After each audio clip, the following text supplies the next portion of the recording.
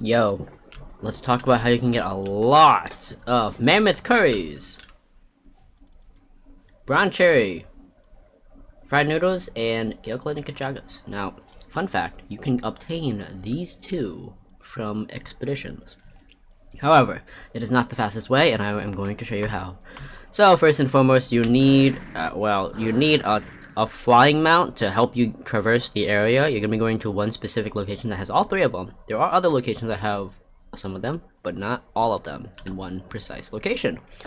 You are gonna need some sort of launcher, either the homing one or the scatter launcher, and equip it with the sniper mod. Okay, you can make that with the production assembly line, I believe. I don't remember, and I really don't feel like looking. For the mammoths, if you can't 100% them, because I like to just use legendary spears because they're cheap, I equip myself with some sort of weapon and the mercy so I don't one-shot them accidentally. Okay.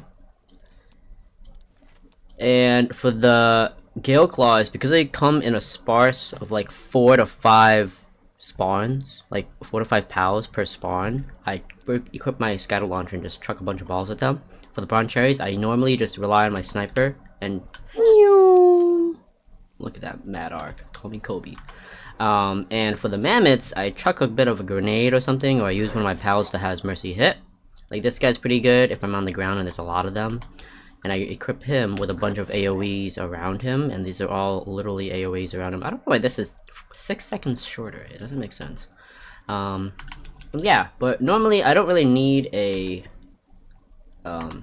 what's it called? A fighting power, so I can just 100 to 0 them. So now I fly directly. Is this the right location, or I fly the other way? I fly over here. That's the investigator's fork.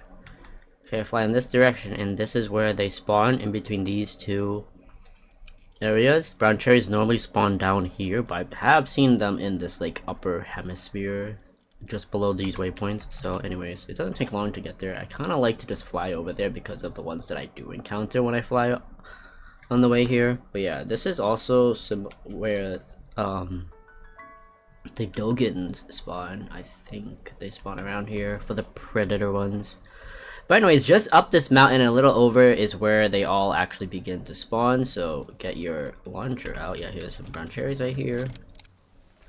Boom, boom, boom. And you always want to capture them, because literally once you get to 49, is it? You get the large scale oven, and this has the same exact ingredients or requirements as an electric kitchen, or rather what it can produce.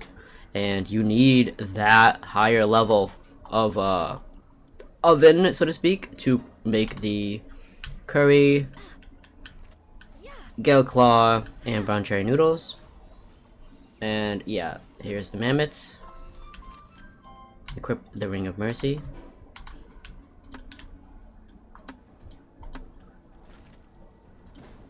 Yeah, you hear that? The Dogons are around here somewhere. There they are. Yeah, I was pretty close.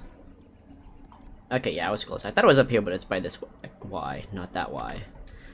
So yeah, you see why I like to say that I like to come directly this way, westwards. From my southwestwards, from my food base. And then there's this dude who you can kind of just take out easily for some bounty tokens. And scour the area as well. Sometimes they will spawn again over here, the mammoths and brown cherries. But the galeclaws spawn up there, over there. But yeah, you just kind of just look around. Just keep looking, and then for the galeclaw, audibly, you're gonna hear caw, like some sort of caw noise, right? And just keep checking. Like as you progress towards this bamboo thicket, this is kind of where, yeah, here they are. All the galeclaws spawn, and like I said before, they come in a big fat cluster of pals. That was like 7 of them, and caught all of them, so that produced a lot of pallies and a lot of food. That was 18 of them right there. It appears more.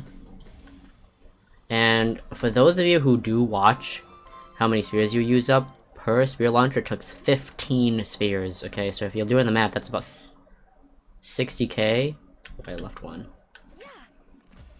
About 60k worth of gold per truck.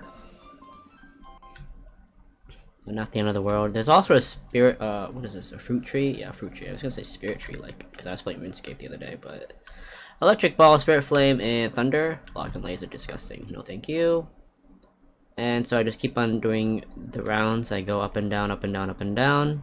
Continuously looking and listening closely.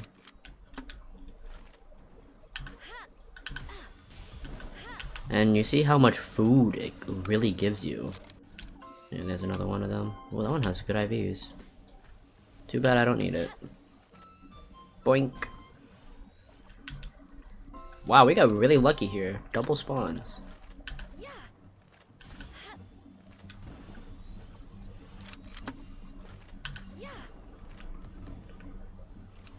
Yeah, you see how freaking massive this is? Oh, come on, that would have been perfect. Now I have to aim this.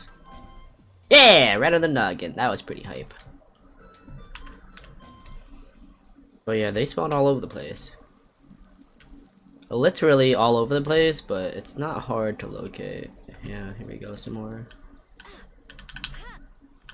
I missed. God dang it. That one caught, right? Yeah, so it's pretty simple, pretty easy. So I'll be back after I do another bit of a round, and then we'll go to the PAL disassembly assembly line, and then we'll go from. Well, I'll show you guys my beautiful loot. Whoa! Look at those practically identical IVs. Kind of crazy, huh? There's also an ore location for anyone who's wondering.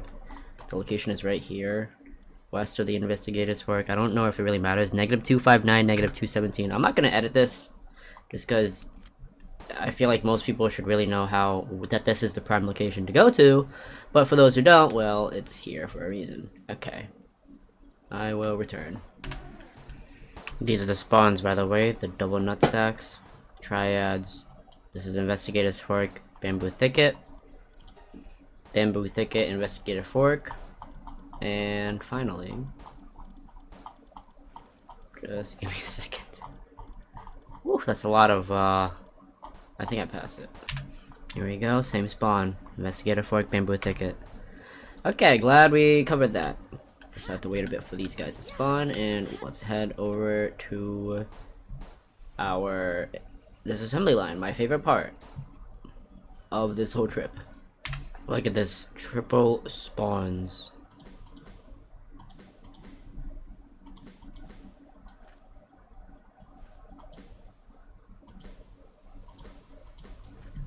Oh, damn it.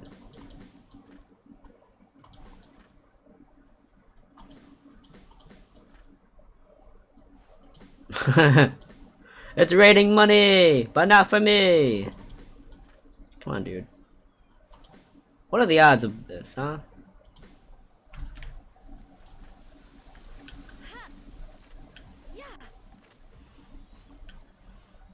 Look at that, level 11. Oh! I'm just gonna chuck that. Okay, let's go. Oh, damn, more mammoths.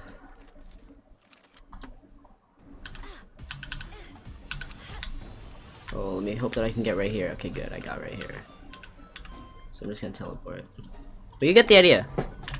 Now, the moment we've all been waiting for. The best part of the video. Once it actually loads. Please and thank you. Let me first sort all this real quick.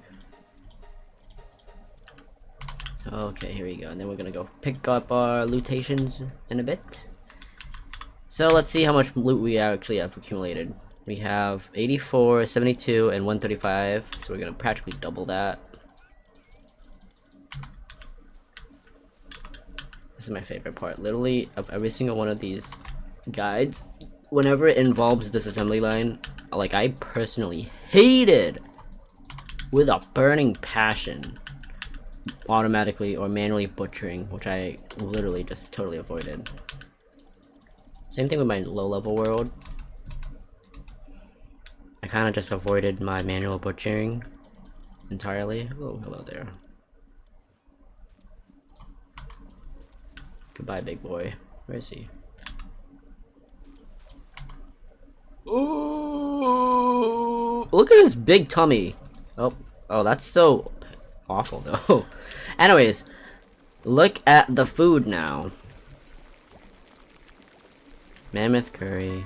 Okay, yeah, so they have been doing quite a good job. Now you can obviously obtain mammoth meat and broncherry meat from expeditions, but you can't obtain them from can't obtain the galeclaw nikajagas from expeditions. And what I do after, once they store it into the only food section that I have, because this one is the only one that allows food, I sort it, take the meat out, and put it into my base, my gilded chest, because I don't think these have any sort of oh, they do expire. Uh-oh, that's not good. Actually, no, they don't, because I've had 9,099 in there forever. Anyways, that's about it. I hope you guys enjoyed the video. My name is Jess. Please like and subscribe. Look forward to seeing you guys in the next one. Peace.